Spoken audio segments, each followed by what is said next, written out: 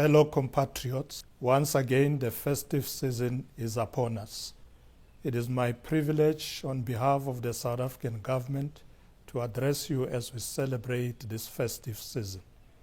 The festive season allows us time to spend with families and our loved ones, reflect on the challenges and achievements of the year while looking forward to the future.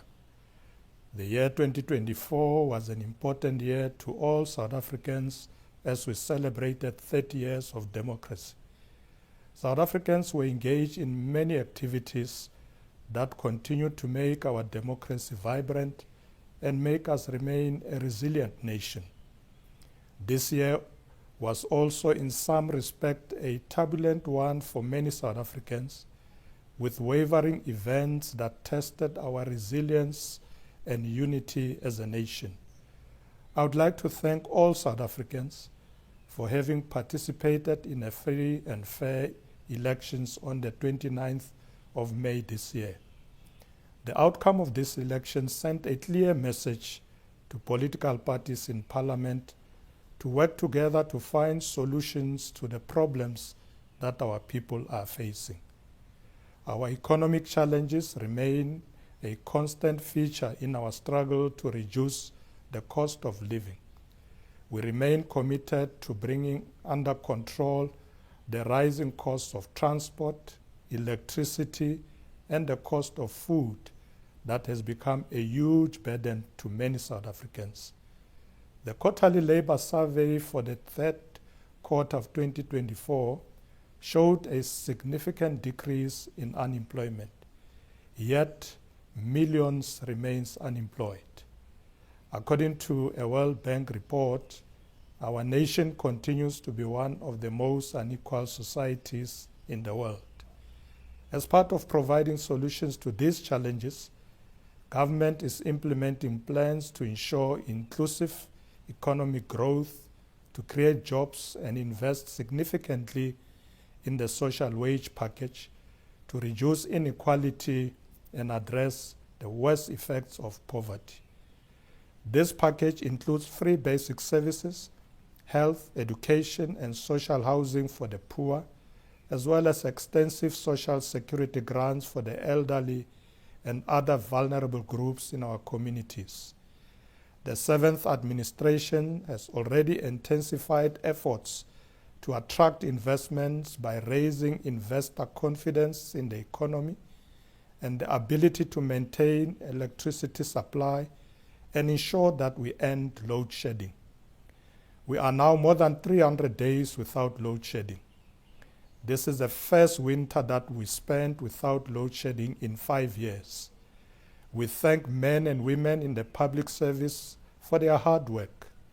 We also thank the private sector for their contribution as we continue to keep the lights on and invest in renewable energy as we move towards the just energy transition. President Cyril Ramaphosa has established the Water Task Team this year to address water challenges in various parts of the country. Government has also intervened to deal with the problem of illegal spaza shops and selling of illicit goods and food to communities. Many were affected by food-borne illnesses that saw many children lose their lives. We urge all traders to register their businesses and comply with the regulations. Government has also adopted stringent measures to combat crime, corruption, and also cap the illegality of zamazamas. We have made strides in addressing issues faced by government departments and agencies, including clearing the backlog of identity documents, visas, and improving of work permits. Fellow compatriots, we recently concluded the 16 days of activism for no violence against women and children, which underscores our collective responsibility to combat the scourge of gender-based violence and femicide. However, 16 days are not enough. We must come together as communities to address and combat GBVF throughout the entire year. We commend men who are participating in the Better Men for Tomorrow campaign and stood up to commit against GBVF, HIV/AIDS, TB, and STIs. We urge more men to partake in this campaign. Although we are making progress in our fight against HIV and AIDS epidemic, we remain concerned that many South Africans are not on antiretroviral treatment, especially men. Taking treatment is important for us to win the war against HIV and AIDS. We are also accelerating interventions to end AIDS in children by 2030. We also want to thank traditional leaders for partnering with government in the fight against GBVF and HIV/AIDS. During the festive season, we must be mindful of alcohol and substance abuse. While celebration brings joy, it can also lead to overindulgence and unhealthy behaviors. Excessive drinking can impair judgment and cause accidents, especially on the roads. Alcohol and substance abuse can cause conflicts, leading to strained relationships in families. We urge all South Africans to remain responsible this festive season, not to drink and drive. Drinking and driving endangers the lives of passengers, pedestrians, and other road users. Fellow compatriots, as we celebrate this festive season, let us remember the families who are grieving the loss of their loved ones during the year. Let us also remember those who died on our roads, those who were victims of crime, and those who succumbed to various illnesses. To those who are in hospitals, we extend our best wishes and speedy recovery. We should remember those who are less fortunate and share with them so they too feel the love and compassion as we engage in festivities. Fellow compatriots, let me extend our gratitude to the civil servants and frontline workers who have worked tirelessly throughout the year. This includes our teachers, healthcare workers, law enforcement officials, community leaders, and all those who continue to contribute to the safety and well-being of our nation. We also wish to pay tribute to thousands of matriculants who are awaiting their results.